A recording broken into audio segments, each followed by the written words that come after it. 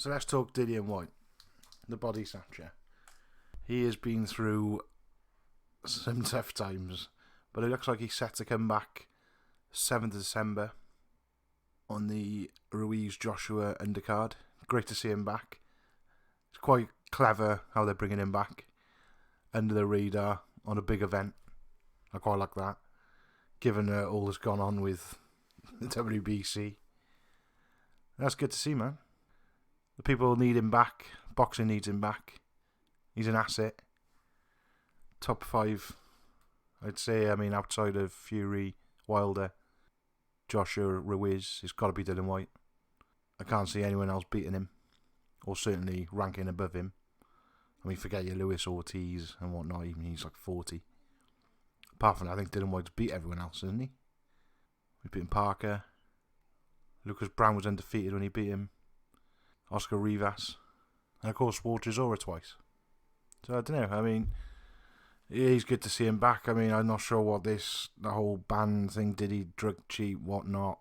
I don't believe he did. He's fighting again now, so he couldn't have been banned. Eddie Hearn's made it clear he hasn't been banned. So hopefully we will see him in Saudi Arabia. There's rumours of Charles Martin. That'll be a good fight. Potential banana skin. But he doesn't take easy fights, as we know. So definitely looking forward to him coming on. He needs to get back in the mix. I know he's been cooking and doing Smoke Sundays. It's really good. I encourage everyone to check it out. Talk about giving back to the community. It really shows what Dillian Whyte's all about.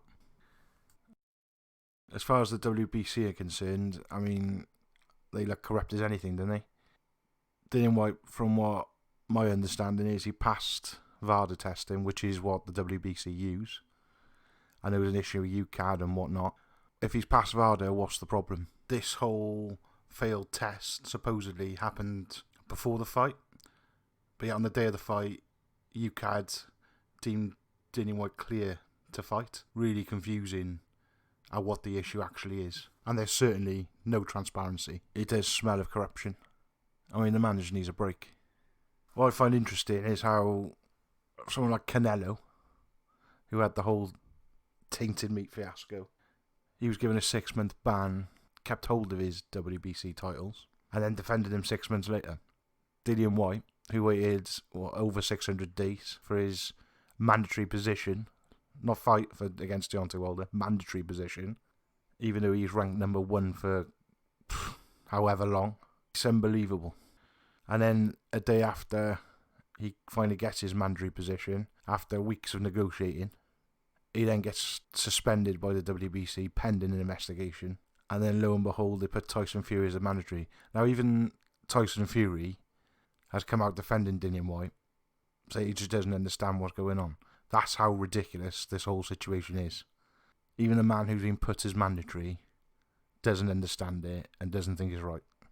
Well, there we go. It is what it is. So you'll have to wait until February 2021.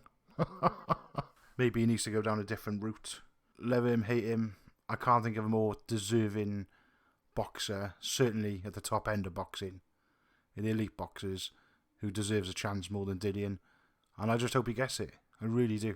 I don't know what the man has to do. I know he had his chance against Joshua, but to be fair to him, he knows his worth. Yeah, he's a box office star in his own right. So he's not going to settle for chump change. So he was right to turn down the Joshua fight. In hindsight, he probably would have beaten him based on what Joshua's performance was. But there's no saying that if he was fighting Dillian Whyte, Joshua would have been off his game like he was against Andy Ruiz. So you can never tell. But yeah, great to see him back. I hope he's back 7th of December. And I'll certainly bulk up the undercard for the Ruiz-Joshua rematch. Let me know what you think. Please like and subscribe.